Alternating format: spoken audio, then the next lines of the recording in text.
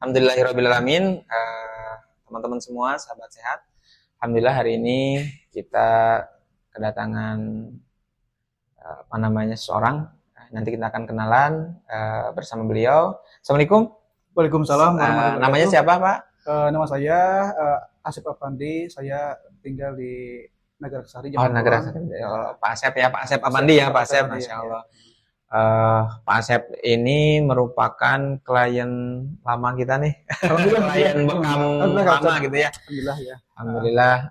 Kira-kira tahun berapa dulu Pak Asep mulai bekam? Yang saya ingat Pertama kali seingatnya Pak. Udah lama sih Kang itu teh.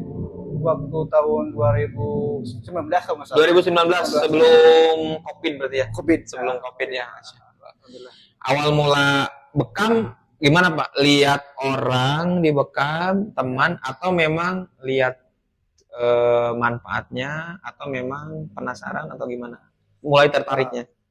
Mulai tertarik saya waktu itu ikut kajian dulu ya. Ikut kajian di pondok pesantren di saya lupa. Di Azharawain. Azharawain itu ada kajian. Sana kan diselipkan tentang manfaat tentang herbal ya. Kemudian di sana juga ada terapi bekam. Ada gitu. Bekam ya.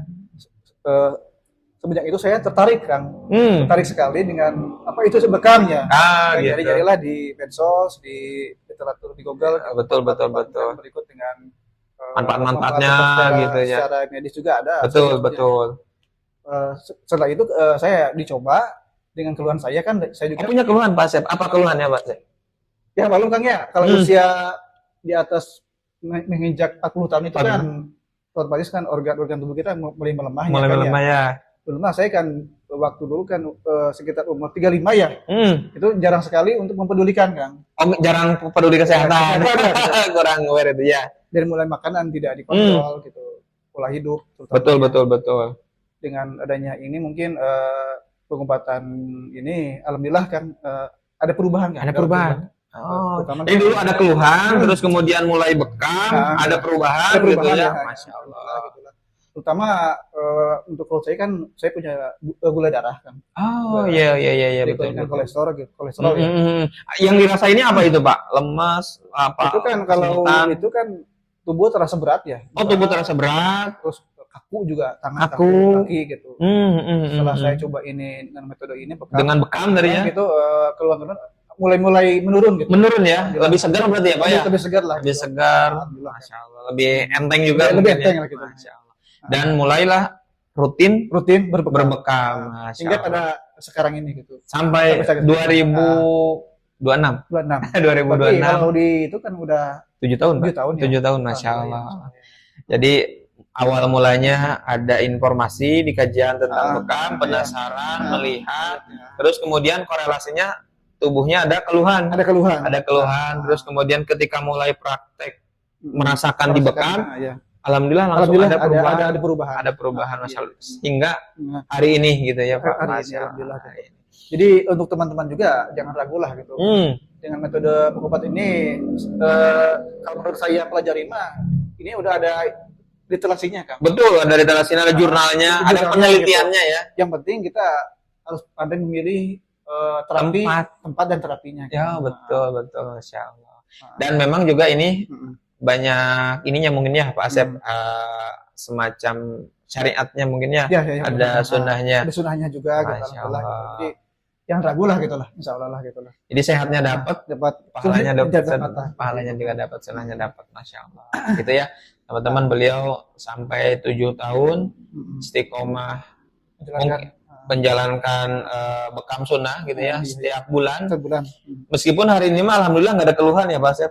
Hari ini nggak ada kan? Lebih ke perawatan mungkin ya. Maintenance lah. Maintenance ya, pencegahan. Kalau motor itu kan ganti oli kan. Servis ya, ganti oli ya. Waduh, luar biasa benar. Kalau ini kan manusia kan dipakainya terus-terusan ya. Kanan kan ya, pola pikir kan dikejar terus ya. Kalau kita mengabaikan takutnya kan rusaknya begitu parah kalau motor itu kan. Betul. Secara aktivitas Pak Asep di ruangan atau di luar ruangan Pak Asep? Aktivitas kita saya kebanyakan di dalam ruangan. Di dalam ruangan ya. Gitu, ber-AC. Jadi pergerakan tubuh itu terbatas ya Pak? Kurang lah gitu. Kurang ya.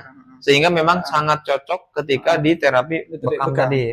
Masya Allah. Luar biasa gitu ya teman-teman. Jadi ada yang mengalami yang sama mungkin Pak, ini ada guru-guru ataupun pekerja yang sama seperti Pak Asep yang dalam ruangan. Iya, betul. Kalau dalam ruangan itu kan mulai masuk kerja sampai pulang tuh rata-rata di dalam ruangan gitu ruangan, ya. Sehingga apalagi ruangan ber-AC terus. Waduh, itu kalau nggak pintar-pintar olahraga, nggak gerak tuh, karigen gitu ya bahasa Jambangnya mah.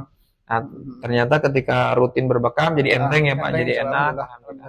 Baik, mungkin terakhir Pak Asep ada pesan buat saudara-saudara kita yang belum tertarik untuk bekam, mungkin dipersilakan.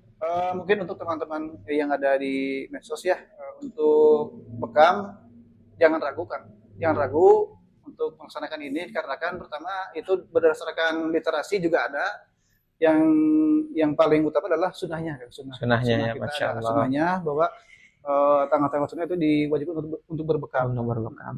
Dan yang terakhir mungkin untuk pemilihan untuk terapi juga kita harus pandai memilih Kang ya. Betul. Alhamdulillah untuk di daerah Pejambangan Kang ya. Betul. Cuma ada satu Kang ini Kang. Ada satu di sini ya. Cuma satu ya. Betul. Mungkin kalau di daerah kabupaten kan ada dari Cibadak ada di daerah Ciaul ya. Baros kota itu. Kalau untuk di Jambangan memang baru ada satu. Terbatas. Ya, baru satu. Karena belum semuanya teredukasi. Gitu ya. Kalau di kota-kota besar tuh justru banyak mereka yang udah mulai peduli Pak, aware kesehatan. Ya hari ini mungkin ada program-program gratis dari pemerintah, tapi kan sebenarnya yang menjamin kesehatan kita tuh ya kita sendiri gitu ya. Mau olahraga, merawat kesehatan, mulai melek lah. Apalagi kata beliau tadi kalau menginjak usia 40 tuh sebenarnya peringatannya harus udah mulai peduli gitu. Betul, iya. Jadi kalau enggak ya usia 50-an ke sana tuh ya pasti akan mulai banyak diserang berbagai macam penyakit kalau memang tidak dirawat dari sekian. Tadi kan beliau bilang ini terakhir dari saya, bekam tuh seperti ganti oli gitu ya Pak. Betul. Jadi kalau motor kita nggak pernah diganti olinya, ya mungkin bisa lama Pak, 2 bulan, 3 bulan, 4 bulan, 5 bulan. Tapi sekalinya rusak, turun mesin. Tubuh kita juga kalau nggak pernah diservis, nunggu sakit parah kan nggak enak gitu ya. Mending dari sekarang dicicil gitu ya.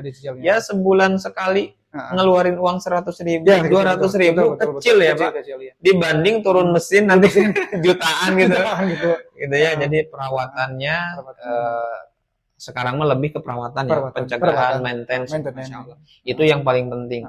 Kalau nunggu sakit dulu kemudian berobat, wah itu lama. Iya betul.